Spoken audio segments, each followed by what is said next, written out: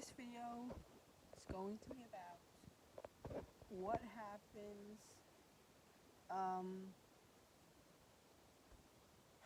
essentially,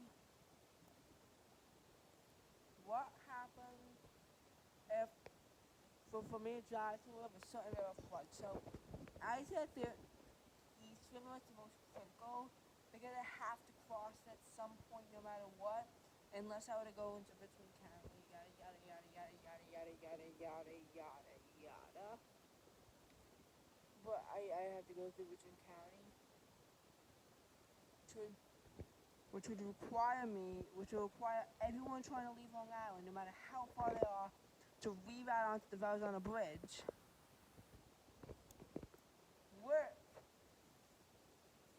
Because like each other includes like that parts of the Washington Queen Hill before they even turn it out. Which would cause massive traffic as thousands of people are going to be stuck on this one corridor on Interstate 278. A lot of people are going to resort to side streets and get lost simply because they don't want to have to sit in 278 traffic, because it's the only highway until you're around halfway through the entire island.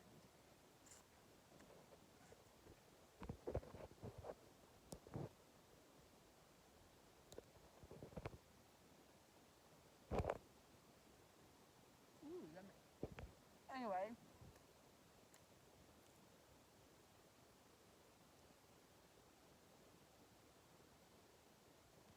What if the Hudson River were to flood?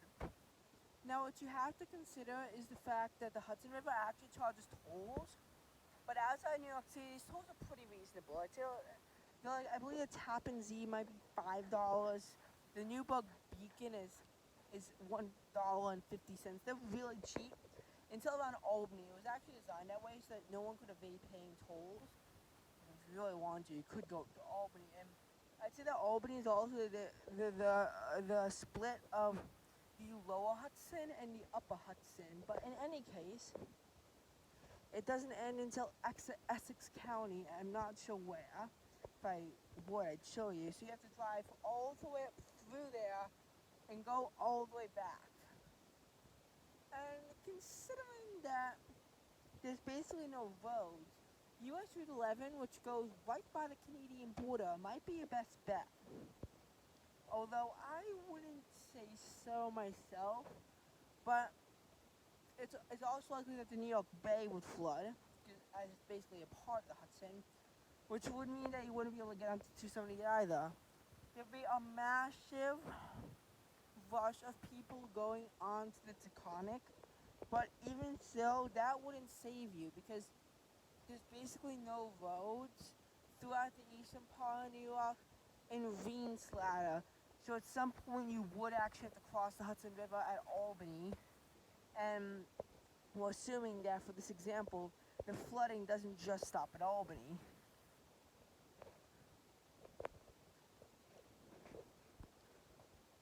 So the Hudson is probably a more critical river that we need the water levels to stay down. It's more critical. But what about the Delaware River? Well, there's actually a lot you could do without crossing the Delaware River, and this one isn't so bad, but keep in mind how far the Delaware River goes. So, you could theoretically go all the way down to Jersey to Cape May,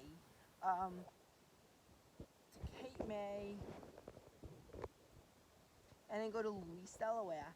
For going to a place like Philadelphia, that's massively inconvenient, as to get to the Delaware Memorial Bridge at Pennsville and Newcastle, which still is out of your way. But if you would have really determined to hit Delaware, it's still an hour and 20 minutes further south. It would take for me an agonizing 3 hours to get there, probably at least an hour to get across the ferry, and then the hour 20. Cape May and Louis by car are 3 hours apart. But in any case, it's really only when you live on the east coast of New Jersey where this is preferable. And really, not even so much so after Woodbridge, but that's actually pretty far. Because if you think about it, then the turnpike, but anyway,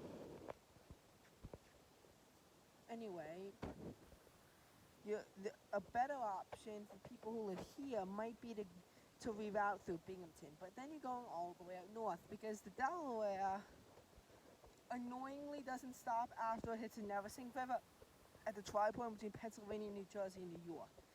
It's so frustrating, but it doesn't stop. You can't. Interstate 84 crosses, although it's debatably goes into New Jersey on the Interstate 84 bridge, it crosses the Delaware. And if you really want to play it safe by going on US 6 and 209 on the Mid-Delaware Bridge, I mean, it's even named after that, so not a good idea. You would have to go all the way out, probably to Binghamton. When I went to Camp Pointel, and we went on PA 191, we were still on the Hancock Bridge. It's actually where it begins to converge, and that's pretty far out in north, and I'd say that it's only around there,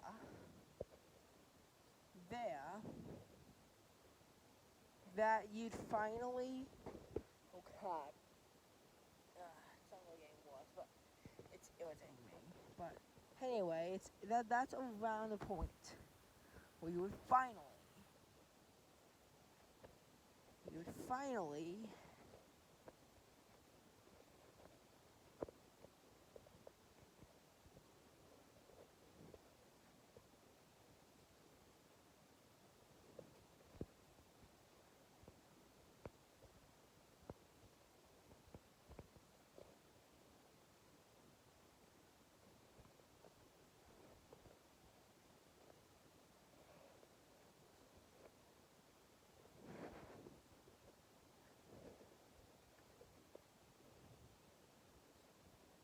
in any case, Binghamton is Interstate 81 and US Route 11, so it's probably the safest option, to be honest. I mean, you probably could, if you really wanted to, find it crossing sooner, but Interstate 81 is a good one.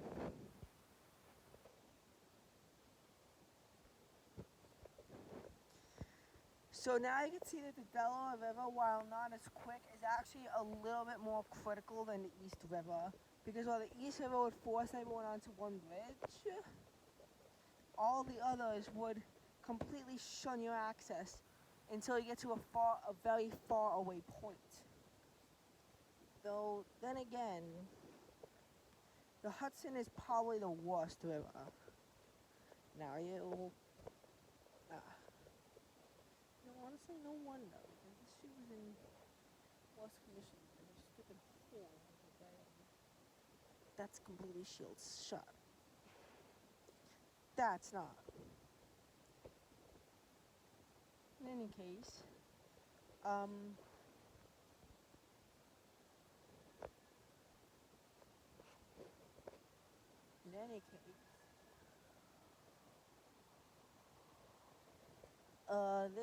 the remaining part of the video is actually going to be about interstates, because, you know, it always has to be. So this is going to be about, in the final fifth, where do east, west, and north, south interstates correlate to? We're only going to do this in obvious cases. I mean, like, you know, if it's relatively pinned. Like, Interstate 78 is relatively pinned. It shows how far south New York City really is. I mean, if you were to continue, you would eventually hit Union Township, Pennsylvania, and it's really only the central part of the state of Pennsylvania. Another way you could see this is Interstate 80 at the northern part of New York City, which, if you hit a line of cities, would go through a city like Bellefonte, which is actually more central in Pennsylvania, but it also goes a little bit further south. I guess Columbia, New Jersey is a more accurate proportion.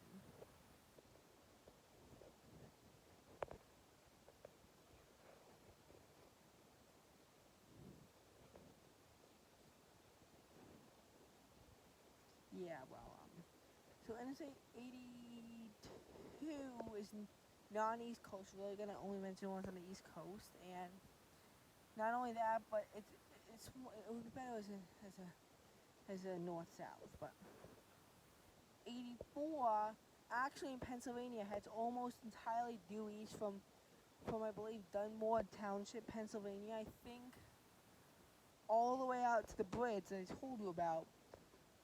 But then as it goes through the city of Newburgh, it goes slightly further north, though it does eventually reunite with US 6 as it goes further south.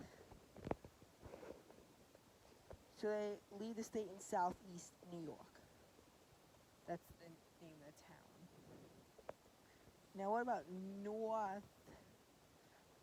Now, it actually proceeds to head a little bit northeast as it proceeds to Connecticut as it heads Hartford, which isn't on the same line as Newburgh. But Hartford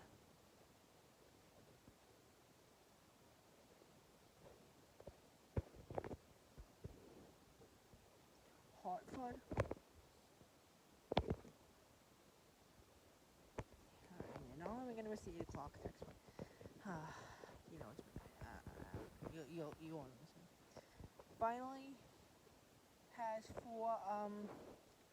as for Interstate 86, the last one we're going to cover, it mostly covers the New York-Pennsylvania border, so mostly the 42nd